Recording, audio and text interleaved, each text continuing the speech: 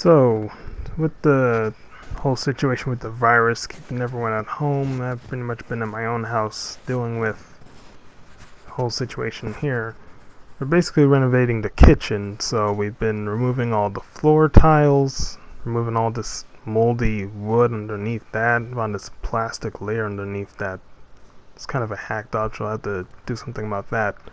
We also had this whole wall getting replaced, as well as the pipes there, because as it turns out, the drain pipes it was just rusting out and rotting out. It was really bad. Lots of water damage. So we're getting the whole thing replaced, we're getting the whole floor redone. Gonna try to fix up the kitchen, basically. Now here you can see all the stuff that we threw out. Like here's all the what's left of all the cabinets and the countertop, the dishwasher that we rarely ever used.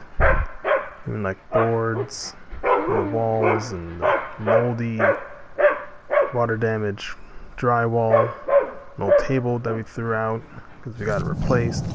Even all the floor tiles we got all broken up and put in bags. Probably like 11 bags in total just for all the tiles that we took out. It took a while. Careful with the hands. And of course there's the old pipes. You can see there's like massive crack down the big one. The small one also had like a gaping hole in it too. Apparently the house is like 115 years old, so for all we know these pipes could have been here for a long time. Now of course we're getting the stuff replaced and moving in some new stuff. So we got these, what were they called again? Cement boards. Apparently these are what you're supposed to use when you're doing a tile floor set. So we're having these set up throughout the kitchen floor. And you also have the new wall set in. Gonna have that covered. And when I asked my mom how long she wanted to do this, she told me years now. And yeah, it turned out she actually wanted to do this for a long time, to like redo the whole kitchen. But we never really had the opportunity to do so, but with the situation with the virus keeping us at home, kind of just decided to just go for it, I guess. So that's how things are going on in my house. So, I got the walls finished. Still need to get to the floor and get a new sink, countertop. And this old thing is giving me all kinds of trouble, so I'm gonna have to find some way to work around that. So, what else do I do then? Well, play some video games. And that's pretty much what I've been doing. A lot of... Oddly enough, I seem to run into the oddest glitches whenever I'm playing something. It's usually like, doesn't matter, old games, new games, it's always some weird glitch happening at some point. I don't know why, it kinda just happens. Strangest thing. Now, as I've been playing these games and running into all sorts of weird mishaps, a thought occurred to me. I could probably use the video editing software on my PlayStation 4 to still work on my video project somehow, and that's how I came to making this video where I focus on a new project I've been working on.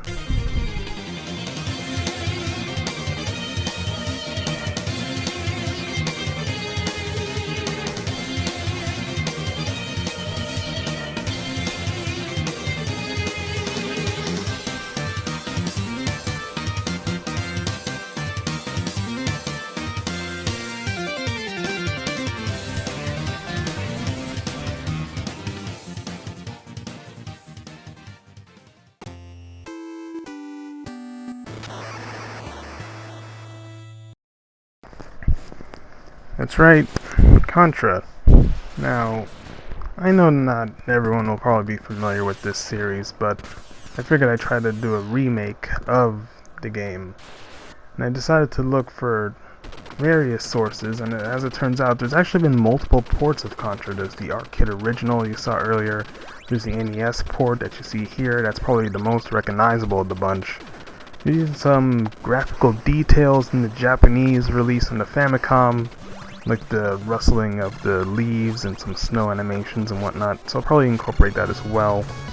And you can see here in the results, it's pretty faithful, it has the same layout as the NES version. You have the little added visual details that you would see in the arcade version, like the mountains in the background changing colors, little like waterfalls and doorways and such, added to the environment. It's like a homage to like the whole thing. It's like all the versions of it, not just any one specific version. Even the leaves are rustling like in the Famicom version, which I didn't actually have to animate myself. It kind of just does that on its own whenever I place the leaves there, but it kind of adds to the authenticity, I feel.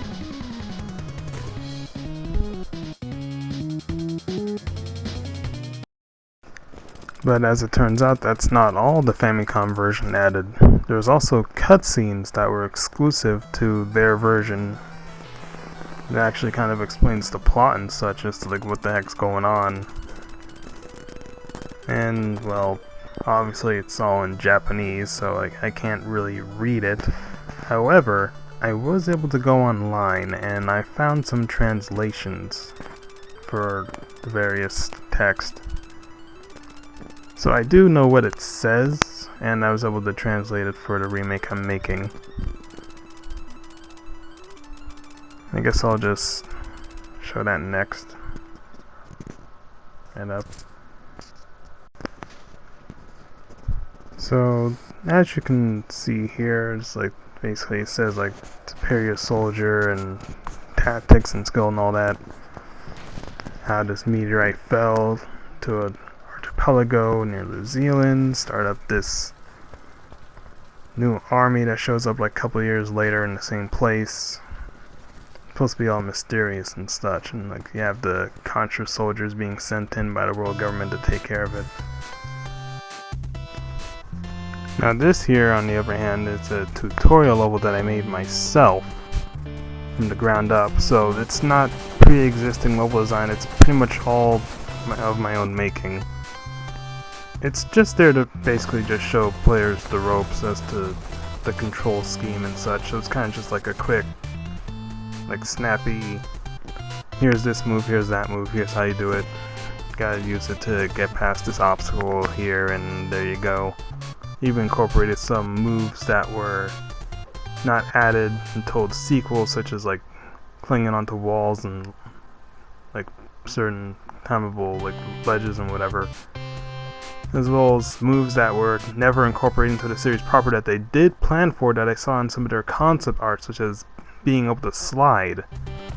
So I thought that adding that stuff would be interesting, as well as some moves from the prequel game Hardcore Uprising, where you have moves like a dash and being able to deflect bullets if you time your button press just right.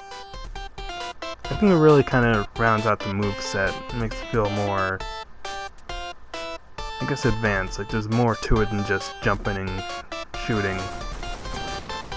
And it kind of makes sense within continuity, since the prequel game had some of these moves, so why not, you know? So, I guess that's pretty much it in terms of like explaining things, so I'll probably just make another like showcase video or something for the levels and whatnot.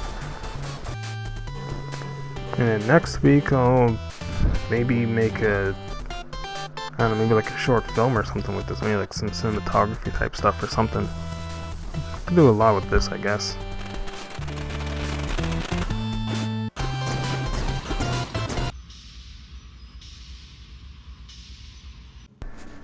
Alright, so this is the video for week 3, and as you can see here, the kitchen, still need to work on that. But for now, I'm normally working on making these videos or playing something. And I figured that for this week, I'd try to cover stuff that the rest of my family's been doing during all of this. So, going through the dining room, which is filled with various stuff because of the kitchen's position right now. There's this project that my mom's been working on. She's been making various masks for people to use due to the whole situation with the virus. Of course, it's all FDA-approved materials. Went over it then herself. Turns out that she's actually been quite the seamstress. There used to be like a family business they had back in Jamaica that my grandpa used to run before he died. Of course, once he did kick the bucket, the family kind of split apart and such, and my mom still had the skills, so kind of come into use now. What I'm doing is finishing up the mask. The inside of them have to be compliant with what the nurses and doctors, the material the nurses and doctors said to use, which is the cotton flannel material. So the inside is cotton flannel and the outside can be anything else. Okay, so as of this point I've sold a few to nurses at the hospital. So, and then I have other people ordering as well. But I kind of plan on also donating a few as well. So that's the machine that I used. Right now what I'm doing is I'm stringing through the elastic, which in turn goes behind the ear like this. When you fit it, it goes behind the ear like that. And that's the finished product. So she has a lot of experience with this sort of thing, and I guess it's kind of come into use for a situation like this, you know? My uncle, on the other hand, is a different story. He used to work at the airport in Newark, but since he can't really do that, he's sort of just home. So basically just like what you've been doing all this time, since the quarantine. Pretty much not much, just relaxing, playing TV, watching TV, playing video and playing games on my phone. That's it pretty much. I take a 1 and 2 run on the road for about 10 minutes the most. Pretty much, that's it. Now, as for my younger brother Richard, he didn't want to be interviewed, so I don't have any footage of him. He normally comes home from working at like a paint mixing place, so he normally brings home a lot of paint. He's kind of busy with his own classes though, so I try not to bother him too much and just keep to himself in his own room. Now, who I can talk to though is the dog that he named himself, and that'd be Sif. I personally like to call him Sif Dog to make the distinction, since my brother, being a fan of Dark Souls, decided to name him after a giant wolf with a sword in its mouth that tried to kill him. So, yeah. Sort of a odd comparison, I know, but I'm not the one that bought him in the first place, so whatever. One thing I can say for sure though is that he's certainly the more playful type when he really wants to be, which is often, despite what's shown on camera. That's pretty much how my family's holding up. Hopefully. So this week I thought I'd try to do something a little different and try to see if I could somehow record while drawing. There's this storyboard thing I gotta do. I never really had time to work on it lately. Other assignments and chores to work on. But then a thought occurred to me. What if instead of just limiting it to what I'm drawing right now, what if instead I show stuff that I've drawn over the years? Now if you look here, you see like a bunch of stuff that I've been drawing for like graphic design and illustration classes, like logos, and a rare case like a comic book cover. But I'd say my teen years is where I was like drawing much more by comparison.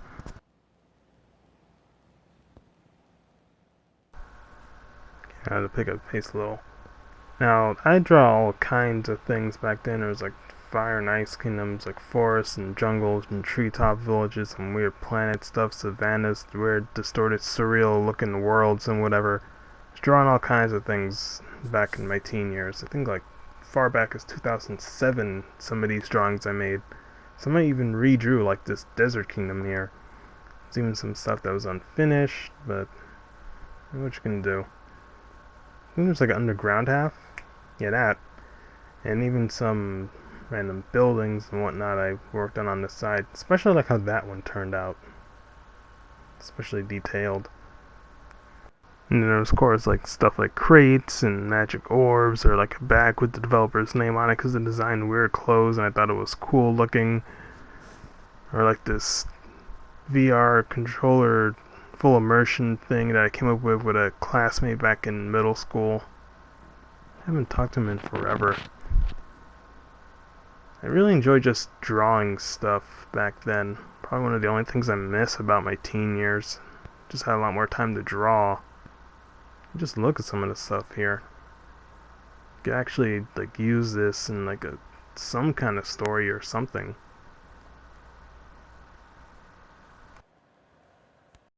I even got into like designing weapons and devices and whatnot, and that's when things really started to get crazy. I was drawing all kinds of things, from the whole control scheme concept to like various weapon designs, all kinds of sci-fi type stuff. Like, I was thinking of smartphones like months before smartphones even came out, ironically enough. I was drawing like hover cars and sci-fi type guns that shoot lasers and such. I was thinking like, how do you improve gloves, or how do you make hoverboards? How do you improve like glasses or special kind of wrist-mounted computers or storage devices that like turn things into data? All kinds of stuff. I was kind of going nuts. And there's so much I've drawn over the years. It was like a magnet train thing. I think that's actually a thing. Like I saw like an article on it or something. I was just combining like all kinds of stuff, really. Like multiple iterations on like the same weapon designs. It was crazy. Most of this I never even shown to most people, oddly enough. And it was like the Windblade redesign. Yeah, it was kind of just really inspired by stuff like Ratchet and Clank and I think Sonic Riders stuff, sci-fi things. Like even here with the Versagear, it like turns into several things at once. It's like fueled by your magic energy or crystals, and you could like have it be a sword or a whip or a shield boomerang thing or whatever, all kinds of stuff. It's crazy. Honestly, I always kind of considered drawing like people to be my weakness, but I kind of got over it over time, I guess. I tried designing creatures and people, and some of these older drawings came out rather well despite like lack of experience. So some came out better than others, I'd say. Got an arm there, still not bugged about that. But then we have like stuff like these floating orbs that have like their own gravity, or like Sky Island type stuff, which really stuck to me. Like I really like the concept of a land in the sky. There's like castles or cities or like just clouds you could walk on, or like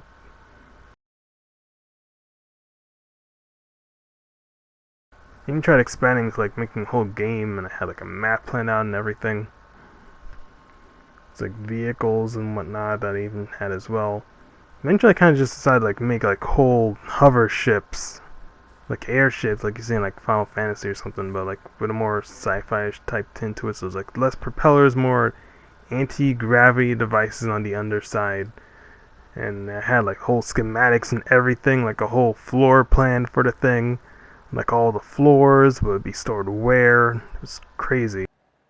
And that brings me to Ether Overdrive, which is the current name I have for an original IP that I've been planning. And in order to work on it more, I've kind of been incorporating my class assignments into furthering the development of the concept.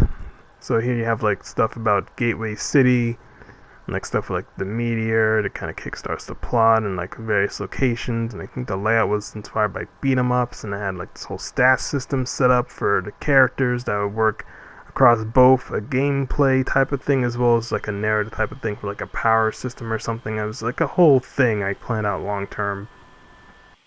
And that kind of goes back full circle into the graphic design stuff that I've been doing, because that's how I've been trying to think about how to redesign the logo, make a shorter version of it instead of having like the whole title there, have like for the artwork and such. And I guess that's pretty much like all the things I've been working on in terms of drawing skills. So of course, while I would like to make a comic of sorts, I don't really see that happening in terms of like a profitable sort of venture. So it has to be like for its own sake, because the comic industry is sort of dying right now. And here you can see my progress on the storyboard assignment so far. I'm used to just drawing by hand. I'm not really used to the whole digital thing. It's like I'm still trying to get a good grasp on it, but you know, like I've been drawing with paper for so many years, and I'm just so used to it, you know. Kind of digital art kind of takes some practice, especially when you're using a mouse instead of an actual like pencil or pen. That said, this video's gone on for too long, so I'll just leave it at that.